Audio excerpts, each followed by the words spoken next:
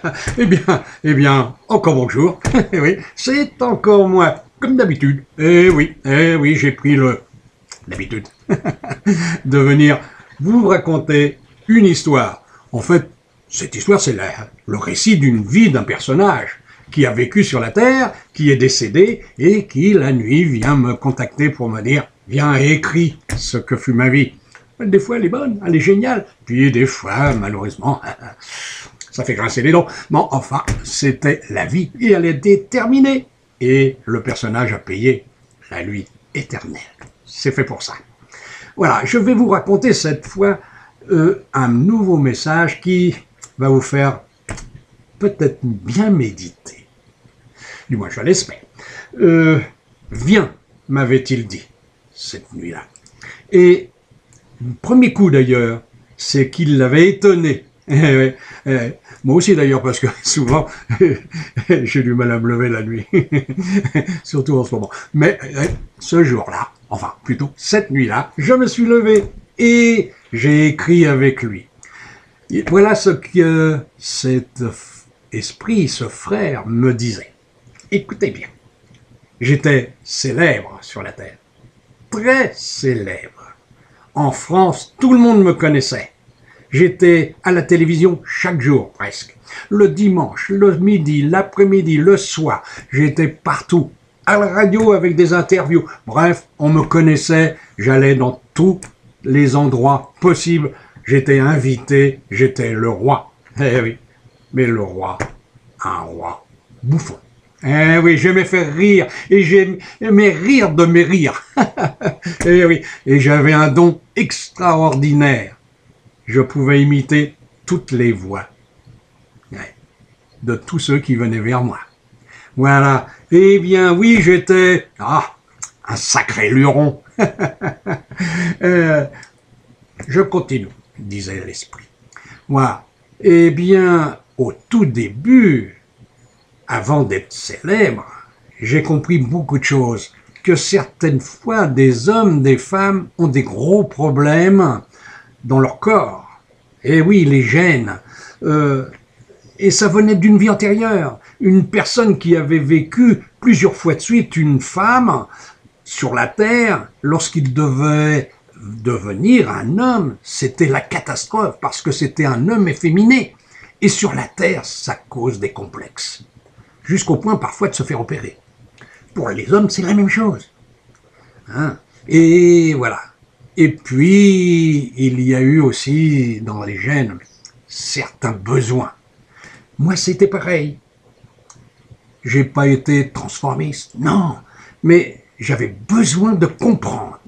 Et quelque chose en moi me poussait à essayer. Et je suis devenu homosexuel. Ce qui fut facile, car pour entrer dans le showbiz, j'ai connu beaucoup de gens qui m'ont poussé justement dans ce domaine.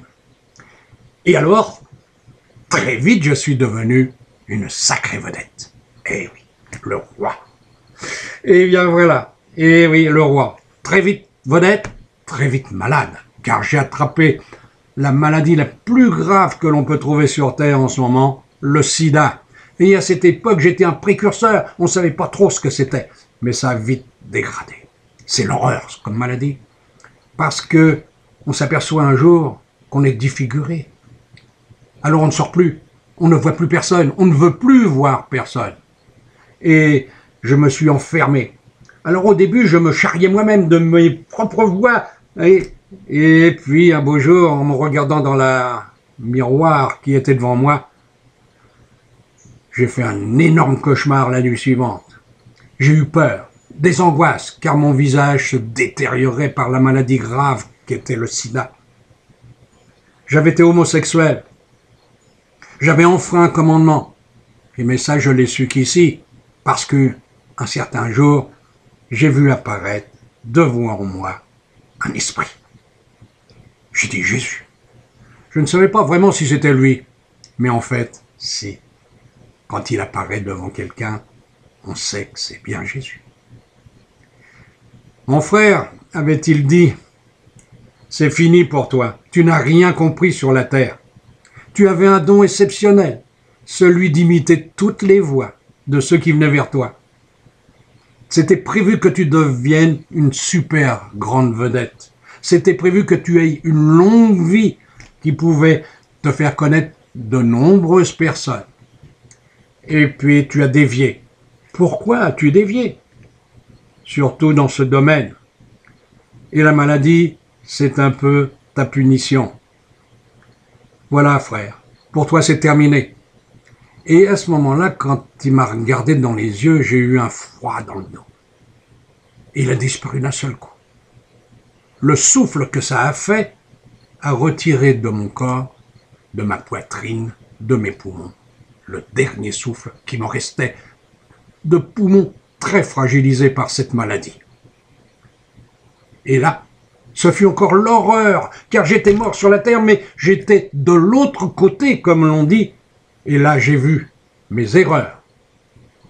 Après avoir vu quelques personnes de mon entourage, de ma famille et amis, je suis parti dans le noir, absorbé dans le noir. Et là, horreur, horreur, horreur. Un froid intense, celui de la mort, qui vous prend de partout le corps. Et devant moi un écran, super géant, un écran où je voyais toutes mes erreurs et l'erreur de tous les hommes qui sur Terre font la même erreur. Et oui, 2 hommes, 2 femmes, ce n'est pas naturel. Et ici, ils comprennent, on leur dit toujours, attention, tu as le commandement, va sur terre et procrée. Alors, comme ils ne savent plus trop le lendemain, quand ils rentrent dans leur corps, qu'est-ce qu'ils font? Ils cherchent par tous les moyens à adopter un enfant, à faire des inséminations artificielles si c'est une femme. Mais il faut un enfant à toute fin parce que c'est dans le commandement. Mais ici, ce commandement, il est faux quand on y revient sur de la terre. Et là, c'est le purgatoire, la nuit éternelle. Et moi, je viens d'en sortir. C'est atroce. Je suis fatigué.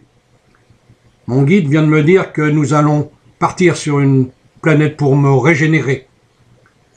Mais un jour, je serai obligé de revenir. Et là, je ne sais pas quand, je ne sais pas où, si je serai un homme, une femme, de couleur ou non, je n'en sais rien.